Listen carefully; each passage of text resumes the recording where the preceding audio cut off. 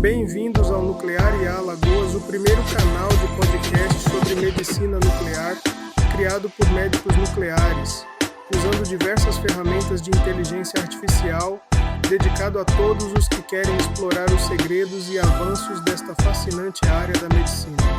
Somos João Bruno de Oliveira e Luiz Guilhermo Roncallo e estamos aqui para desmistificar a medicina nuclear, compartilhar conhecimento de ponta e trazer as últimas novidades diretamente para você.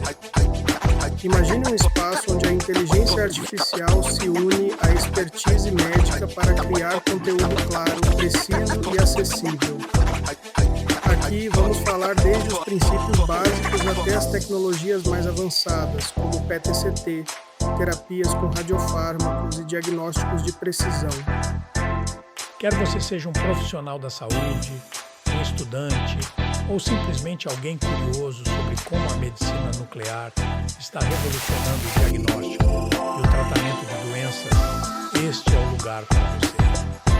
Juntos vamos explorar casos clínicos intrigantes, discutir pesquisas inovadoras e responder às suas perguntas sobre essa especialidade que une ciência, tecnologia e cuidado ao paciente.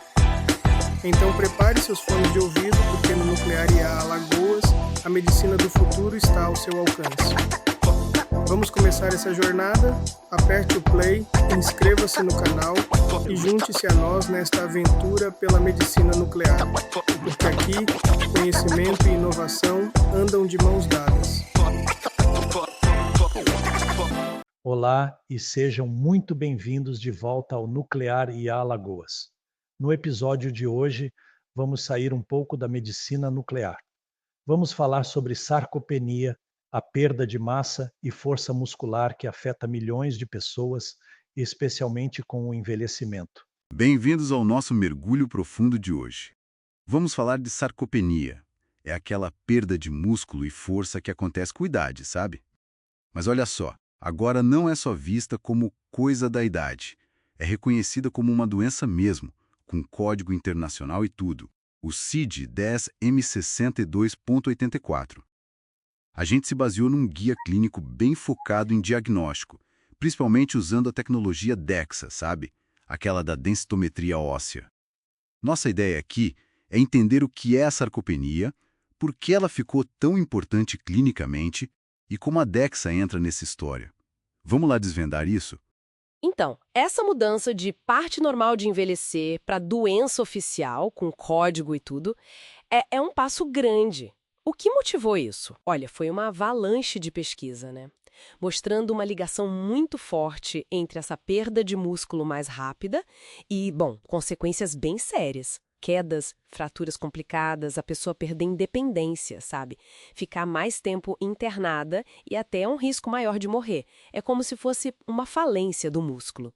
E o código CID, lá em 2016, foi um divisor de águas. Deu legitimidade, sabe? Permitiu cobrar por serviços médicos, ajudou a coletar dados melhores e, claro, deu um gás na busca por tratamentos. Nossa, impactante mesmo.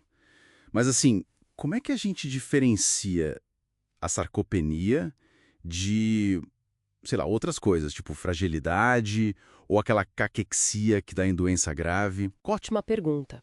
A caquexia geralmente vem por causa da inflamação de doenças sérias, tipo câncer avançado, e a pessoa perde gordura junto com o músculo. É um quadro mais geral. Já a sarcopenia está mais ligada ao envelhecimento em si, embora outras doenças ou falta de uso piorem, claro. E interessante, pode até acontecer junto com o excesso de gordura. É a tal obesidade sarcopênica. E a fragilidade? Bom, fragilidade é um conceito mais amplo. Entre o lado psicológico, social, a sarcopenia seria mais a base física da fragilidade física, entende? Elas se misturam, mas as causas e como abordar são diferentes. Entendi. Faz sentido. E na hora de diagnosticar, como é que os médicos fazem? Parece que tem várias diretrizes, né? EWG, SOP2, FNI... Sim, existem essas diretrizes europeia, americana, asiática e curiosamente, elas dão estimativas de quantas pessoas têm sarcopenia bem diferentes. Varia muito, de 5% a mais de 50%. Mas uma mudança bem importante, especialmente na europeia, a EWG-SOP2, que é muito usada e foi revisada recentemente, foi colocar a baixa força muscular como ponto de partida, não a massa. Ah, então a força vem primeiro, antes de medir o músculo? Exatamente. Se a força está baixa, já é sarcopenia provável. A confirmação vem depois, com a medida da massa muscular baixa. É aí que a DEXA pode entrar. E para ver a gravidade, aí sim, olham a performance física, tipo a velocidade que a pessoa anda. Eles usam até um esqueminho, um algoritmo, FACS. É find, achar quem está em risco, às vezes com um questionário simples. Depois, assess, avaliar a força com um dinamômetro de mão, teste de levantar da cadeira. Aí, se a força está baixa, confirm, confirmar, com a medida da massa muscular. E, por fim, severity, gravidade, com os testes de performance. FACS. Entendi. Achar, avaliar a força e no confirmar a baixa massa, aí entra a DEXA. Imagino. Aquele exame da osteoporose. Precisamente. A DEXA usa raio-x, mas com dose bem baixa, para conseguir diferenciar osso, gordura e o que a gente chama de massa magra. Para a sarcopenia, o que interessa mais é a massa magra apendicular, a MMA, que é basicamente a soma da massa magra dos braços e das pernas. É um indicador bem confiável da massa muscular do corpo todo. E o método é rápido, acessível, pouca radiação, virou meio que referência para isso. Mas espera aí. Pessoas têm tamanhos diferentes, né? Como é que compara essa MMA de um jeito justo? Uma pessoa alta vai ter mais massa que a baixa. Ponto crítico. É a normalização. Como ajustar isso? A diretriz europeia, a EWG-SOP2, costuma usar a MMA dividida pela altura ao quadrado, tipo o IMC, mas para músculo. Já a diretriz americana, FNIH, sugere dividir a MMA pelo IMC da pessoa. Pelo IMC. Por quê? A abordagem parece funcionar melhor para identificar sarcopenia em quem tem sobrepeso ou obesidade. Nesses casos, a gordura corporal alta pode meio que mascarar a pouca massa muscular se a gente ajustar só pela altura. Ajuda a flagrar tal obesidade sarcopênica, sabe? Entendi. Faz sentido. Ok, então a DEXA mostra a quantidade de massa magra.